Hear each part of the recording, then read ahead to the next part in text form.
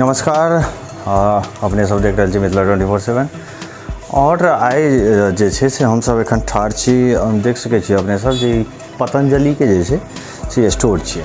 ई मधेपुर बाजार के संगत चौक जे छै ततऽ ई स्टोर छै। संगत चौक पर एएस इंटरप्राइजेज कऽ के ई स्टोर के नाम छियै, एएस इंटरप्राइजेज। और एहिठमा पतंजलि के जते भी प्रोडक्ट छै देख सकै छी जे ई प्रोडक्ट सब जे छै से एहिठमा भेटैत अछि। और एहिठमा अबैके हमरा सबके जे मुख्य कारण छल से ई छल जे हमसब जहन इधरके निकलैत रही तऽ एकटा बोर्ड पर हमरा सबके भेटल जे एकटा स्मार्ट कार्ड अहाँ जो एहिठमासँ लै छी जकर सदस्यता शुल्क जे छै से करीब 100 रुपया छै। और एक कार्ड के नाम जे छै से स्वदेशी समृद्धि कार्ड छै। और ई कार्ड के खरीदला पर जे छै, कार्ड लेला पर जे छै से 5 से 10% तक के जे छै से छूट भेट जाइ छै सामान पर। और तकर बाद जे छै से एहिमे दुर्घटनासँ जो मृत्यु होइ छनि किनको तऽ ताहिके लेल जे छै 5 लाख रुपया तक के बीमा भऽ जाइ छै। और जो अस्थायी विकलांगता होइ छै कोनो दुर्घटना पर तऽ 2.5 लाख रुपया तक के जे छै से बीमा से भेट जाइ छै। और हमरा संगे जे छै से ई स्टोर जे छै तिनकर संचालक छथि। की नाम भेल अपने? विक्रम कुमार झा। विक्रम जी, हमरा जे कार्ड जे हम अहाँके पूछने छलहुँ हँ एहिके बारेमे किछु विस्तृत जानकारी दिअ जे कार्डसँ की फायदा जे छै से ग्राहक सब जे एहिठमा पहुँचता जिनका भऽ सकै छै एहि कार्डसँ फायदा से हमरा एहिके बारेमे किछु जानकारी। तऽ कार्डके अहाँके स्टार्टिंग एक सप्ताह कमसँ कम भऽ रहल यऽ मधेपुरमे जे फर्स्ट टाइम जे स्टार्ट केलहुँ हँ। अच्छा। और ओहिपर प्रोसेस जे कि सामान खरीदारी सेहो स्टार्ट भऽ गेल छै एतऽसँ।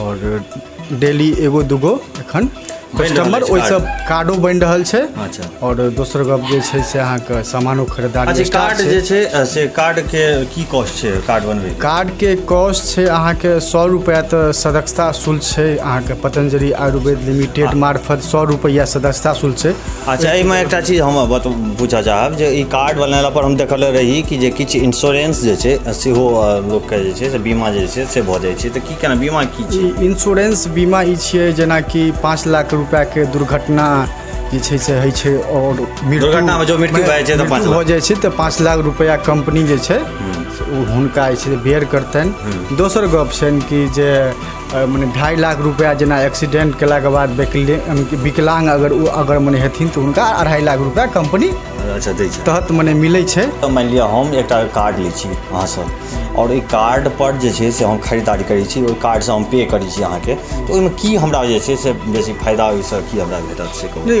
कार्ड एकटा मानियो तऽ अहाँके 5 लाख के अहाँके छै कार्ड लेला पर तऽ मानि लियौ इंश्योरेंसो अहाँके भऽ रहल यऽ, कंपनी अहाँके मने दऽ रहल यऽ। और दोसर गप छै जे अहाँ इंश्योरेंस अगर कोनो भी कंपनीके साथ अगर करै लए अहाँ अगर मने जाइ छियै तऽ सालाना या 6 महीना पर पाइ तऽ अहाँके लागिए रहल यऽ। और पतंजलि एकटा अहाँके 100 रुपया सदस्यता शुल्क देलाके बाद और कतौ भी अहाँ अगर सामान खरीदारी करै छियै ओतऽ पाइ लगिते यऽ अहाँके।